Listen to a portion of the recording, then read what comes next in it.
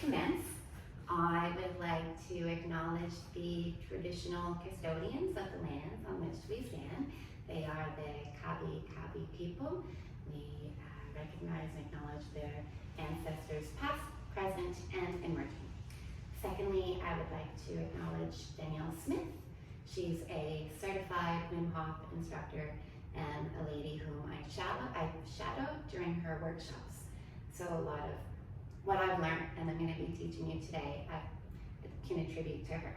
And lastly, I would like to thank all of you for being here for me, for supporting me in practicing to become a Wim Hof instructor.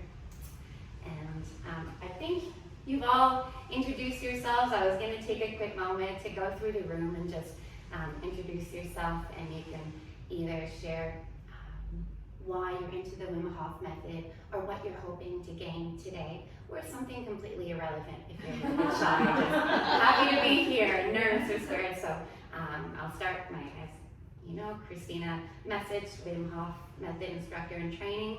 I'm maybe say 15% nervous and 85 excited about today. Thank you all. Yeah. And go ahead. I was only reading about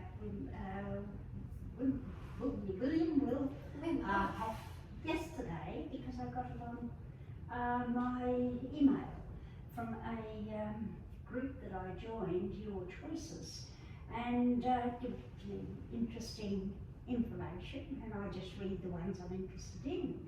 And I thought, oh, really, that's what I'm doing with Christina. Okay, I hadn't heard of him.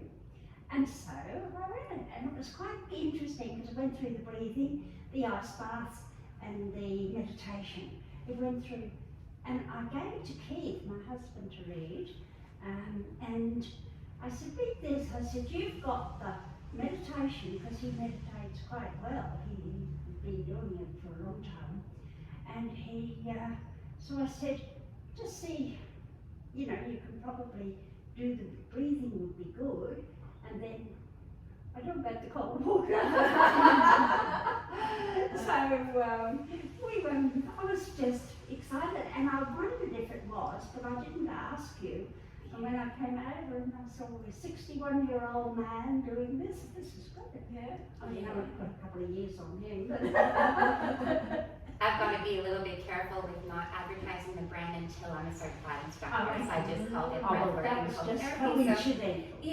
It's a wonderful coincidence, and I'm glad he's gaining popularity. That's like the mission statement of the academy, is just to give people these free, accessible tools to become master of their own health and their mood, their psychology. It's we've lost touch with who we are, but Meryl, the stars have aligned, and here we are today. And thank you for sharing that. I'm Emma. Hi everyone in the back there. Well, I met Christina at TLC, which is the hot and the cold plunge pools. And then I had heard about Wim Hof on my radar, but didn't really know much about it. And another friend had been going to TLC, and then when I was with Christina, she was chat. And I ended up staying in the cold for like, I don't know, 10 or something minutes, not even worrying about it. And because of what you were saying, I was so inspired that I just felt I could stay longer, because it wasn't hard like you sort of think it might be. And yeah, so it's been great seeing you there. And also the breathing, I haven't done any of the breath work at all, so I was super excited when you said you were doing workshop. So Great. Thank you so much for sharing that. And I think there's a certain power that comes from like social togetherness, this energy. If you're in there freezing your butt off with me, I'll be, and I think Kim and I experienced a little bit of the same, but yeah, without going into too much detail, why don't you tell us a little bit about yourself, or why you're here, or I'm Kim. I've known Christina for quite a few years now. I'm an ex-chiropractor, yoga teacher, meditation teacher. So I have a pretty big interest in health and longevity and natural means of achieving our best lives, I suppose. So I've done a bit of have had some exposure to Wim Hof and all that, and I think it's excellent. And I was pretty excited when Christina got into it, and So yeah, I'm here to help support her and hopefully learn a bit more about it and meet some more like-minded people in the area. Thank you so much. So sweet. Okay, hi, I'm Tristan. I met Christine when you wanted to go onto the beach and do an ice bath on the beach. That was your first. How many people came to my communal ice bath? If not for Tristan, it wouldn't be called a communal ice bath. There was a Yeah, no, you know what? I loved every minute of it. I loved every minute, just because we were out on the beach. We had the pool, and then we were filling it with ice, and we just we stayed in there for what, half an hour even. we weren't timing it, but No, we just got in and just. touching on what Emma says, when you're with someone Yes, distracting exactly, you, you're exactly, capable yeah, of doing it yeah. together, and Yeah. And if you're by yourself, you're like watching the wall, Yeah. watching the clock. Yeah. Children. So Yeah. I'm just you're such a beautiful person, and I just want to support you so much. thanks. And I just think it's a fabulous way of gaining more health. You know, I've been doing gratitudes for a long time now, and I've really noticed a difference in how I interact with everybody, and just my spiritual growth is just off the charts. I'm going into past lives and all these sorts of things, and all these little components play a huge part in where I've got to today, and I just want to incorporate the health, the body health, because that's my concentration on what I really want to do this year. You gave me goosebumps. Yeah. I think there's definitely it's great how from a mutual feeling of improvement, passion, curiosity is bringing these strangers together, and the big why of why we're doing this today. We are going to be working on healing the body. We're going to work on that mind and body connection, because so often in our lives we've become so disconnected. So we do everything rather than with mindfulness and intention, where we're almost robots. Yeah. We breathe automatically, not realizing that how you breathe, through the mouth, through the nose, using your diaphragm, not using it, has physiological changes on the body. And so the Wim Hof method, which has 3 pillars, we've got cold water, breathing, and mindset. They're all aimed at putting breath and cold water are going to put a tremendous amount of stress on your body. And why we're doing this is that we are going to move from that stressful state, which is the sympathetic system, into the relaxed state, the rest, digest, the parasympathetic system, without the use of drugs. I got into this especially because of mental health. My best friend in Canada was going to see her doctor to go off work for 6 months, and the medication she had, one for sleep, one for panic attacks, and one for her depression. And so Wim Hof himself, his wife died of suicide in the mid-90s, threw herself off the balcony, leaving him alone with their 4 children. And so the Wim Hof method is, we are teaching people how to regain control of our physiology, our body, our moods, our emotions, because the way we've become quite sick. You know, 1 in 5 with a mental condition, you know, how many are medicated? That's not the way we're meant to be. But in our everyday life, compared to, you know, 50,000 years ago, 100,000 when we were still Homo sapiens in nature, the amount of decisions that you make in one day is more than they had to make in a lifetime. So there's so much noise in our minds, so much disconnect, and on top of that, we've become creatures of comfort. We're suffering from de-evolution because of industrialization and comforts.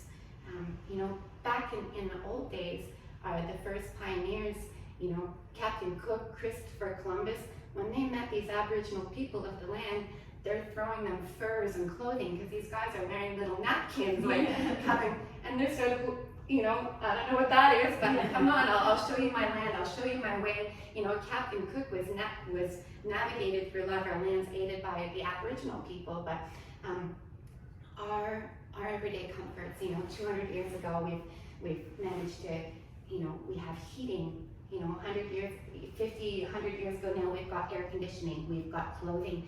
Back in the day, our two biggest enemies were famine and habitat, cold, shelter. We no longer have any natural born enemies except for ourselves in our mind. Yeah. And so 100%.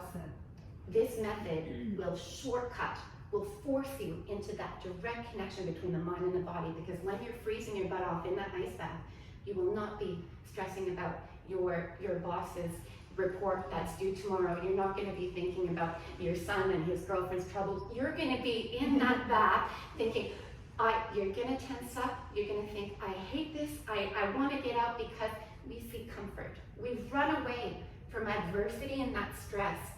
But today, for those of you who are willing to try it, we're going to face that stress head on with courage and bravery.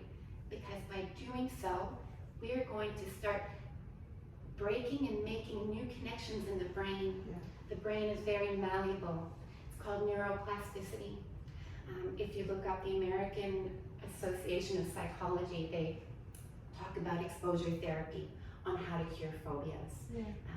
You know, someone who's phobic of social environments will avoid a lot of parties, will stay at home, and each time they've avoided a situation which they feared, the brain doesn't know if you're fearing a shark or a bear or a burglar or a situation. He just knows that there's fear, there's cortisol, and so he's associated.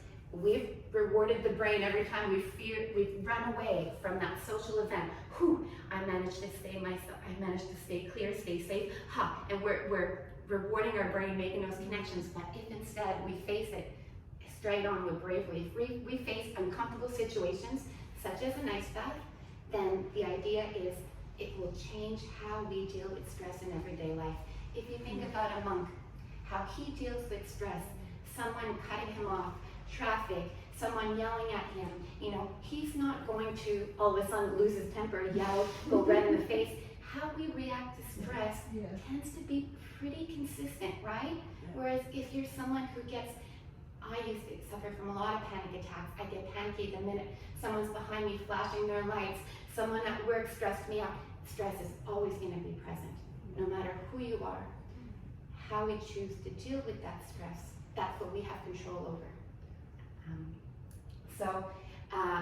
I would like to start by sharing with you a quick video. It's a 3-minute long video based on a study that was conducted at Michigan University.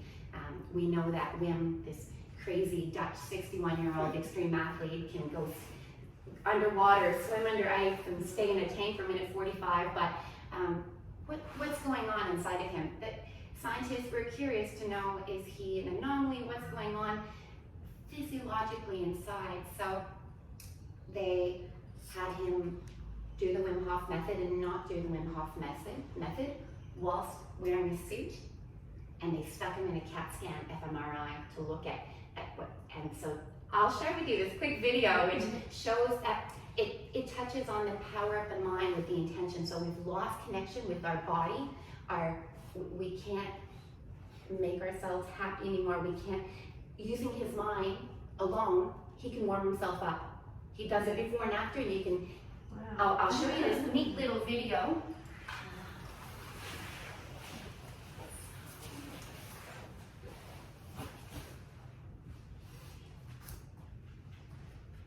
Brain over body.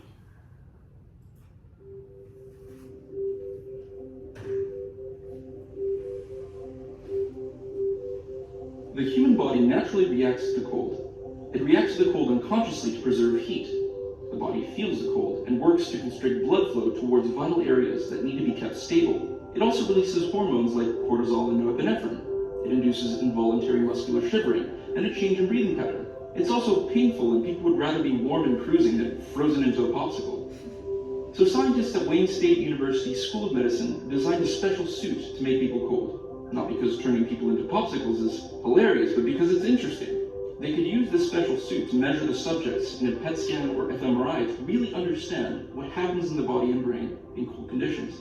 Specifically, it was an inquiry on Wim Hof's ability to withstand the cold, a man with the ability of increasing body temperature at will and survive under extreme cold conditions. The special cold suit had the ability to be infused with water, so you could run cold or hot water through it and control temperature. All you had to do at this point was slap a few ordinary people in the suit and measure it. Over 25 minutes, they would measure skin temperature as they cycled water through the suit from neutral to cold and back. Here's the trend in the control. Nice and wavy between neutral, cold, neutral, cold, neutral. Their skin temperature predictably falling as they were exposed to colder temperatures. After a solid control was established, they asked Wim to undergo the same experiment without any kind of breathing technique. His response was very similar to that of the control. Nice and wavy. They then asked Wim to undergo the same experiment after priming his body with his own breathing and meditation techniques. The result was a sustained skin temperature of 34 degrees over 25 minutes. This is completely out of the ordinary. It's as if Wim just shrugged off the cold. This is also the point where scientists see this and out of excited curiosity stuff Wim into a PET scan and fMRI to see what the hell is happening. Firstly, to see where all this excess heat was coming from in the body using the PET scan, and secondly, to see what was occurring in the brain using the fMRI. What was happening in the body according to the PET scan was the intercostal muscles, the muscles between the ribs of the body, were chewing up glucose like mad and pouring heat into the body, stabilizing Wim's body temperature. Not only that, but it would keep Wim's average skin temperature at 34 degrees without any significant deviation, despite cold and neutral conditions. So what was happening in the brain during all this? In many ways, the brain is an important player. Usually the brain and body would react unconsciously to the cold. However, in this case, there seems to be a willful subversion of that reaction. Instead of the body preserving heat and regressing, skin temperature jumped up to 34 degrees, and his body started extending more energy. Let's crack open the head and find out what's been going on. Although physically borrowing and measuring a brain from someone who's alive is usually illegal, we can use an fMRI instead to see which regions of the brain had activity. It's safer, makes less of a mess, and is a lot more legal. First, the insula of the brain. This is a region implicated in self-awareness of the body and emotions. What happened when the controls were exposed to colder temperatures was a lowering of activity in the insula. This drop in activity usually signals the onset of hypothermia. It's a normal reaction, normal enough that even Wim's insula had this drop in activity. Notably, his activity dropped much lower and peaked higher than that of the controls. This makes sense given Wim's technique incorporates self-reflective meditation and his trained sensitivity to the cold. The cold, on the other hand, is interpreted by the body as a noxious experience. It causes stress and engages the sympathetic nervous system to release norepinephrine and cortisol. It prepares the body to survive the noxious experience. However, because Wim primed his body with his breathing technique, the sympathetic nervous system was already engaged. The body was physiologically primed and flooded with adrenaline. Because of this, and the added stress from the cold, a physiological threshold could have been crossed and engaged the periaqueductal gray area, an area located in the midbrain of the brainstem. This area exploded with activity. The periaqueductal gray area is used for the perception of pain and pain modulation, painkilling. What was fascinating in Wim was that as activity in the insula started dipping, activity in the periaqueductal gray area started spiking in tandem. This spike of activity would stimulate the release of endogenous opioids and endocannabinoids. It would contribute to the high feeling one experiences when doing exercise, and contribute towards a deep sense of well-being. The control group showed no sign of activation in this area. No explosions, nice and flat, like pancakes, or the Netherlands. What's speculated is that this activity in the brain facilitated a higher level of control over key components of the brain's autonomous system, control over the parts of the brain that unconsciously regulate the physiological reactions to the cold, allowing a seasoned practitioner, like Wim, to assert control and allow top-down modulation of his response to the cold, keeping his vascular system open, increasing metabolic activity and heat production in the intercostal muscles, and subsequently survive in extreme cold environments. We'd like to close this video with a question of mind over matter. We'd like to argue that it's one and the same. In a way, yes, priming and placing yourself in a difficult position will cause the neurological processes in the brain to beautifully excite with activity, producing the conscious experience of that focused mind. Yet the counter perspective can also be made that focus, attention, and diligence can stir and train activity within the gray matter of the brain and cause a change in experience. It's reminiscent of an upward spiral that the conscious decision to improve in turn creates new connections within the brain and causes a positive feedback loop that produces a new person, from mind forming the physical brain and the brain forming the experience of the mind. It is with this wider perspective that we'd like to view this experiment. Here we have a man capable of overcoming deathly cold environments, yet we seldom consider that his neurophysiology was trained over time for such survival, that if he were to behave as a control, the body would react normally to the cold. Yet with focus and honing of mind and body, he's able to access those deeper layers of his physiology, producing something truly spectacular. In this way, we leave you with this idea. Change, in any direction, is possible. It can be incremental, small contributions every day towards what is valued, but exponential in the long run, to the point where a person truly renews. This was a brief summary of a study published by Wayne State University School of Medicine. Thank you for watching, and consider that change, however small, can gradually transform a life.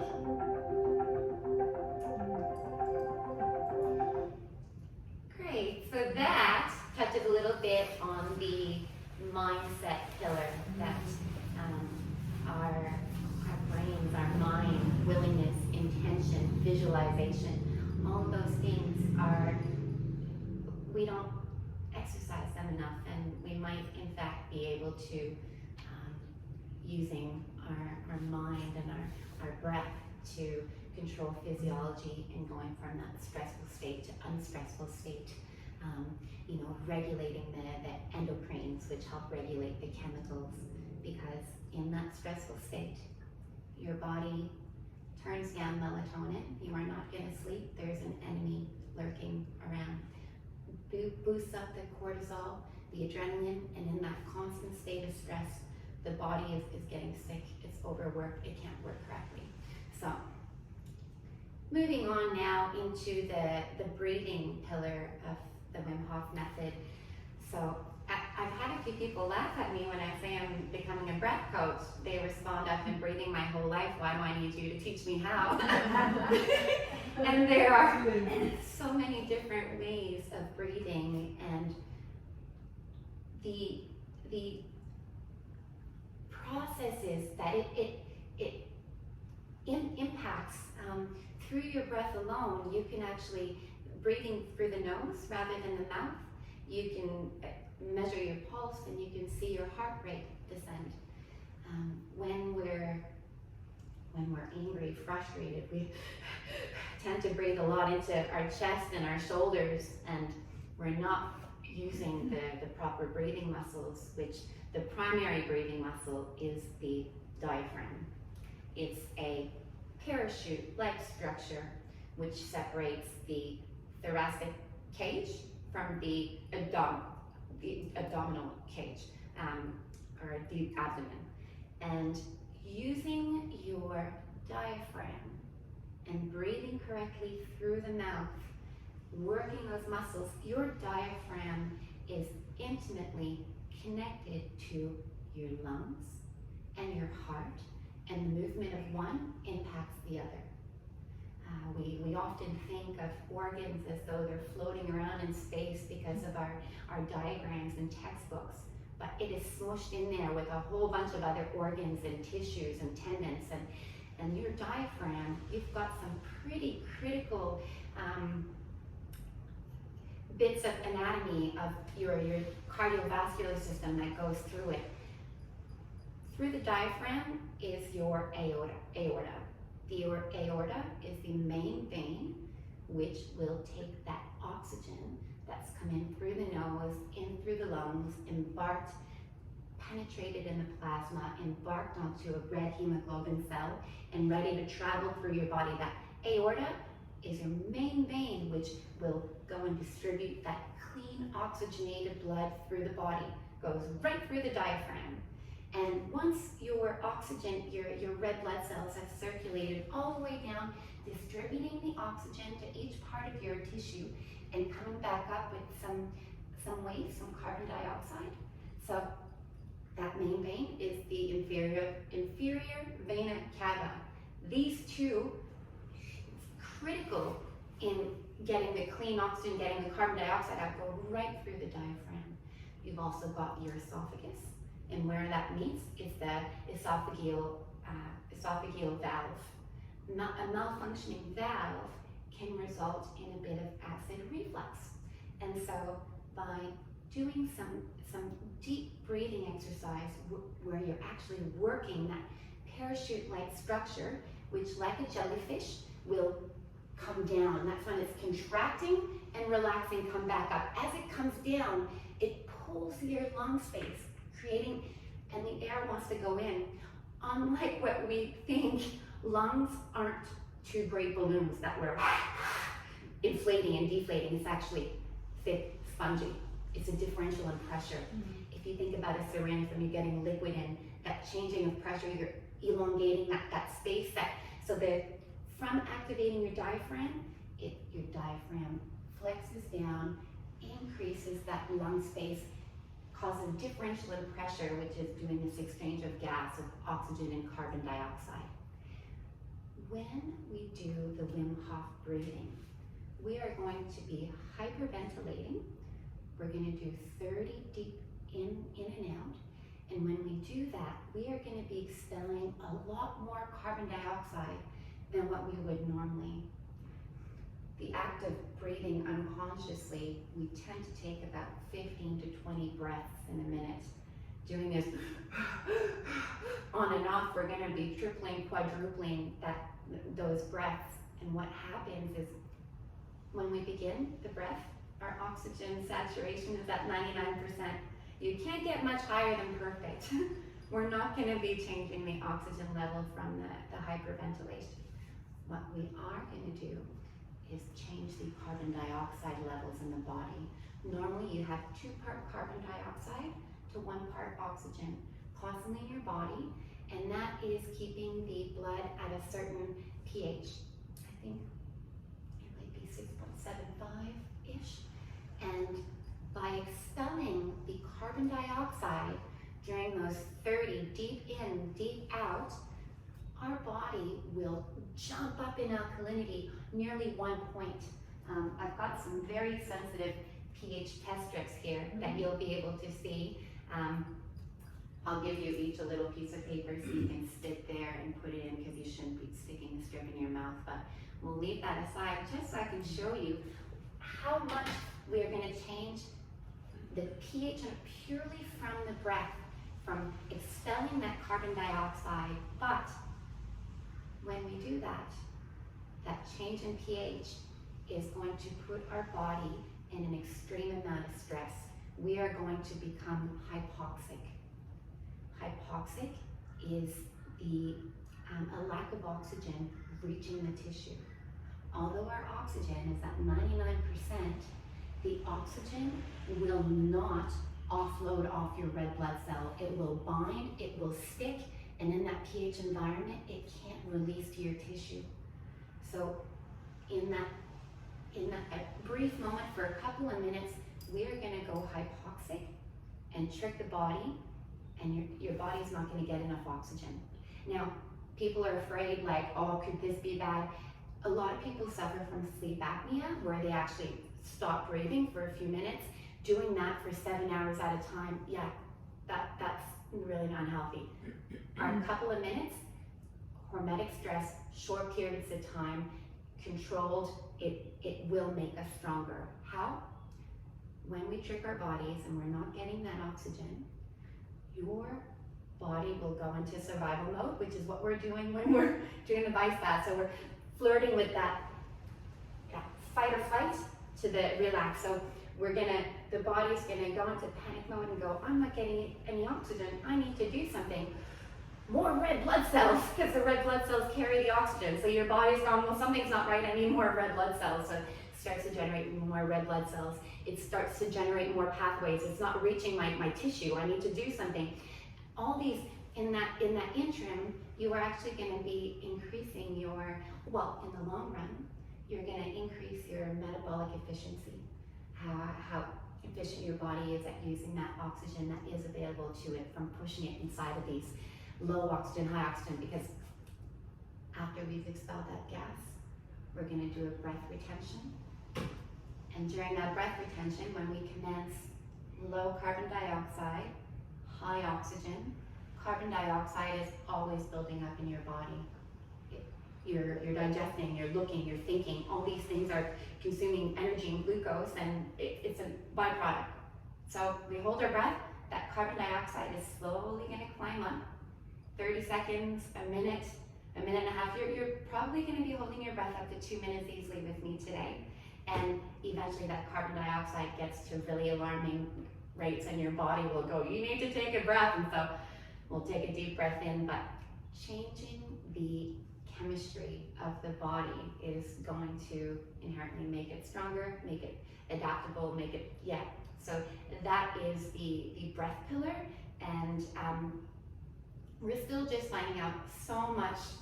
There's so much research being done. It was only 2 years ago in 2019 that I think 2019 or 2020, the Nobel Peace Prize in medicine and for science was awarded to 3 scientists for their groundbreaking research in hypoxia and how we can use it for medicine and strengthening the body.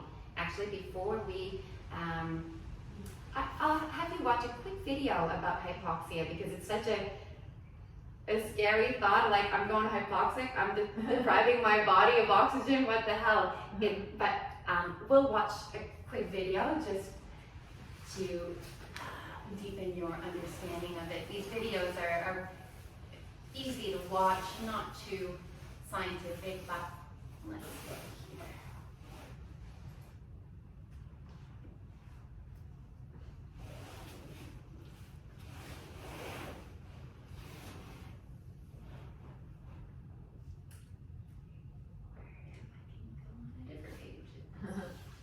The Wheel of Death. This year's Nobel Prize in Physiology or Medicine was awarded to 3 researchers, William Kaelin, Peter Ratcliffe, and Greg Semenza. These researchers helped reveal the mechanisms by which cells in the body sense and adapt to low oxygen availability, mechanisms that has deepened our understanding and ability to treat diseases such as anemia and cancer. When the body is experiencing low oxygen levels, a protein complex builds up in nearly all the cells in the body. This protein complex is called HIF, or hypoxia-induced factor. HIF has a number of effects on the body, including the formation of new blood vessels, and strikingly seems to upregulate the expression of genes used to produce erythropoietin, EPO, a hormone that stimulates the creation of new oxygen-carrying red blood cells. Why is this so important to the method? Because the Wim Hof breathing method simulates this low oxygen stress throughout the body. Through deep, controlled breathing, blood is alkalized. This alkaline blood affects the release of oxygen in the body and allows a person to hold their breath for a long time, meaning oxygen saturation in the body can lower to unprecedented levels. This was shown in the Radboud study, where Wim managed to lower his blood oxygen saturation to levels that would literally turn off the oximeter measuring him. The participants of the Radboud study also demonstrated this low oxygen saturation. Have a look. Lowering deeper and deeper after each round. This low oxygen stress on the body could stimulate greater expression of the HIF protein, allowing a person to reap the benefits this protein offers at home through natural means. This research can also help explain how Wim Hof could train himself and others to adapt to high altitudes quickly with his breathing technique, climbing Everest or Kilimanjaro, in shorts no less. In this spirit, we would like to thank these researchers. For many years, Wim has been trying to get this message out there, and there seems to be more evidence every day. Humbly, we thank you.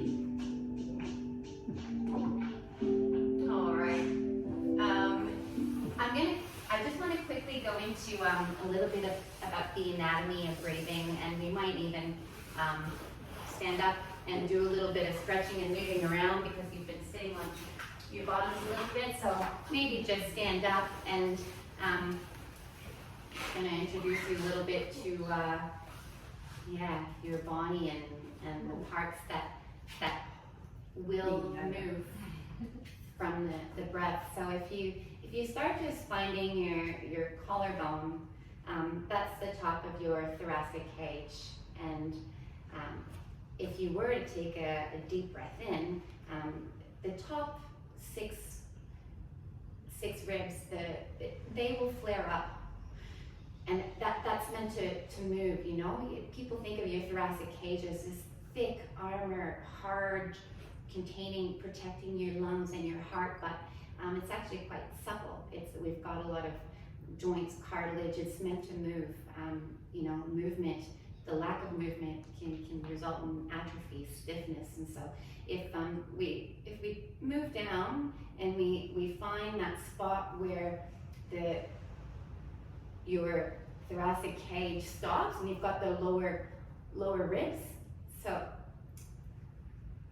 where these guys meet underneath your rib cage in here is your dome, your diaphragm.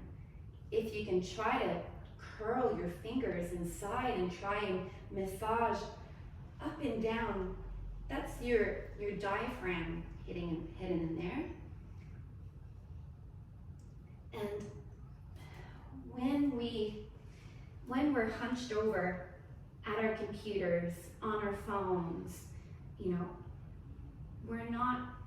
we're breathing very poorly. That diaphragm doesn't have that space to move.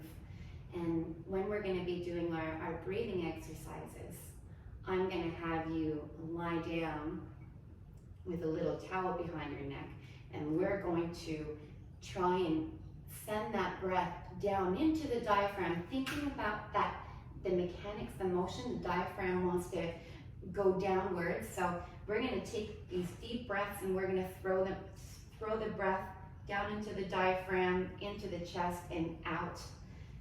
And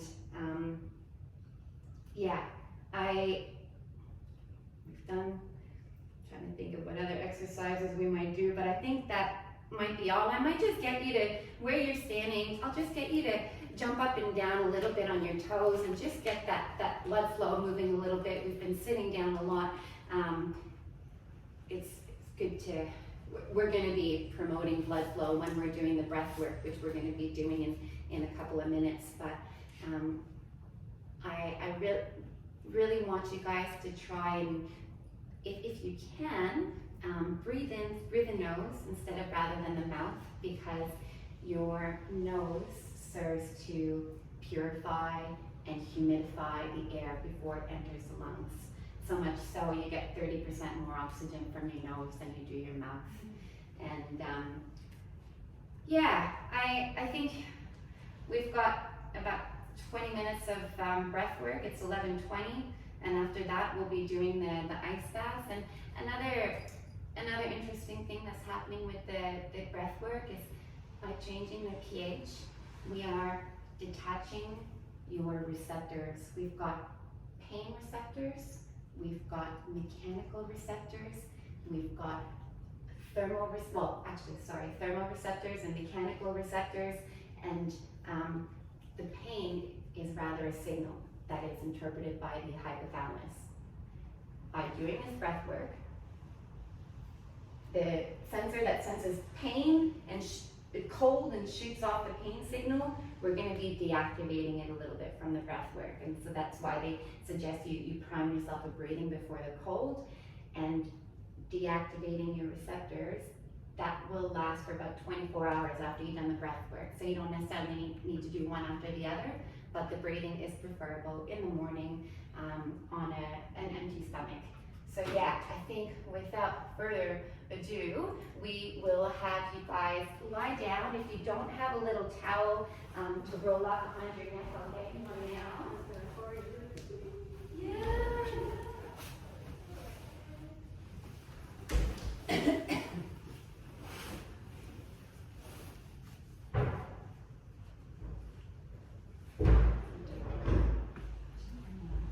I should go home.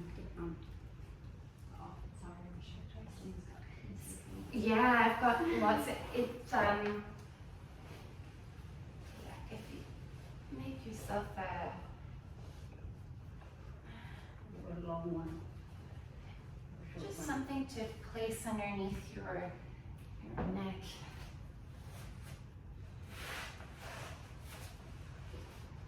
We're watching the television. Nope. Although I'm happy to. No, we're. If you'd like to have No, no, I think I just wasn't sure. which way to sure. go, that's all. So I might. Oh, sorry, just one. I haven't really had it. I like your fan. Breathing by Fans, do you like it? I've noticed it before, it's lovely. My